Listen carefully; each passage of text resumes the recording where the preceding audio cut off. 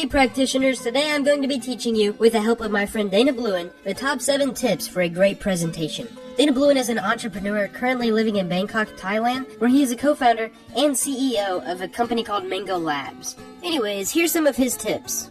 We all have to give presentations at different points in our life. That might be for school or work or an organization that you are involved with. No matter where we give the presentation or to who, we want to make sure that it has the impact on the audience and that it's memorable. These are 7 tips that are going to ensure that you nail the presentation and leave a lasting impression on your audience. Number 1, know your audience. The first step in preparing for any presentation should be to get a better idea of who your audience is. Knowing your audience will allow you to understand the type of content they are going to be expecting with regards to depth and technical detail. You wouldn't want to give the same presentation to a group of high school students who are interested in entrepreneurship that you would to a room full of startup founders and CEOs, because their expectations and level of understanding will be on completely different levels. Dig up as much as you can about who your audience is, what industries they work in, and what positions they generally hold. This allows you to really tailor the content and delivery of the presentation in a way that will really make it stand out and be memorable. Too many times people give killer presentations at one venue to a group made up of their core audience and then bomb on the same presentation to a different group because they didn't make the changes they needed to better address the new audience. Just because you kill it in one audience doesn't mean the same exact content will replicate the reaction with all audiences.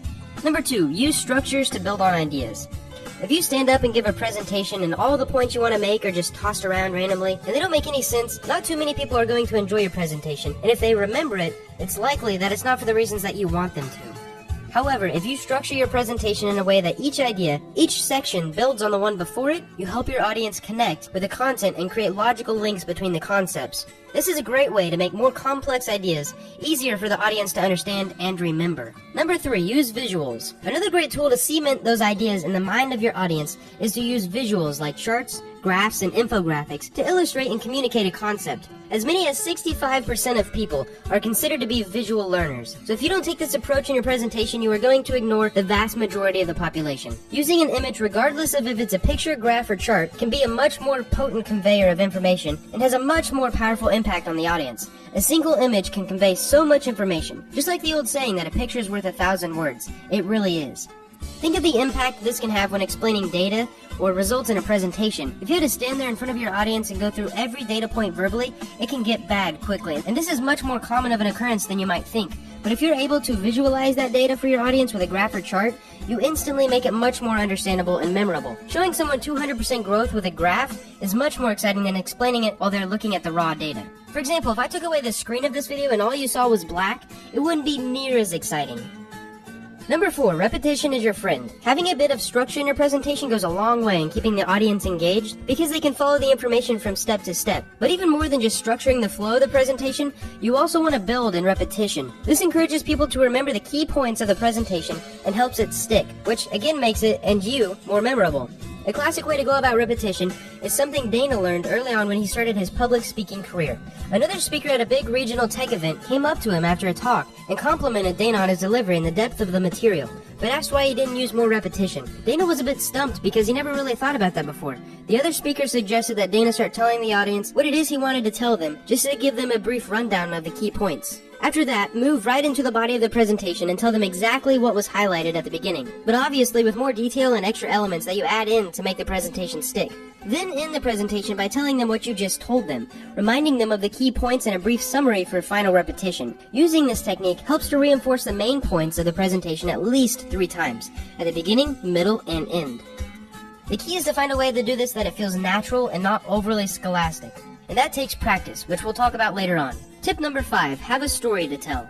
The difference between an average presentation that people zone out of and a great presentation that keeps them engaged is how you convey the information to the audience. A great way to convey the information or key points of your presentation is to use a story.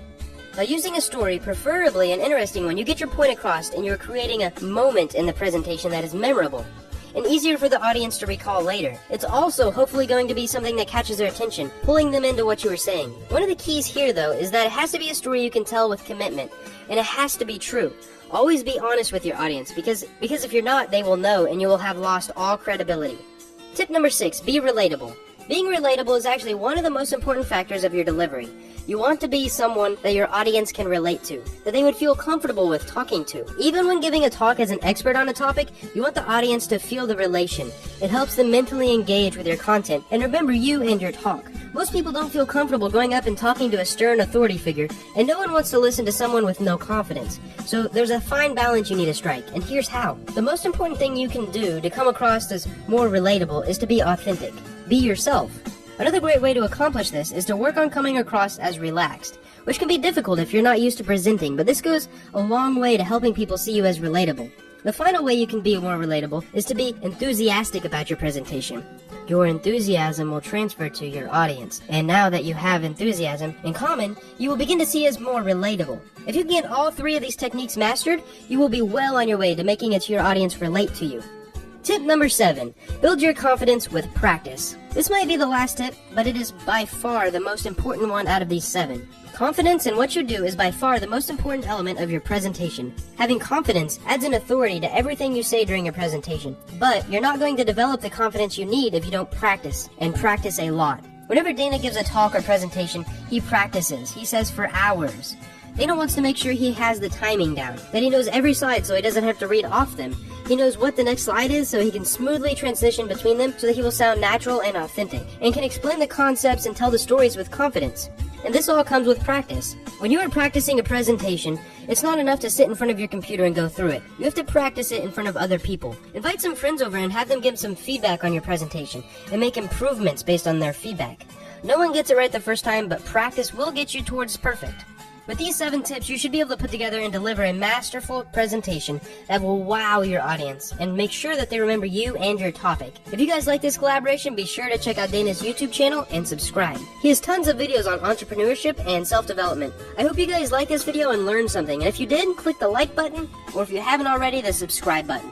Thanks so much, guys.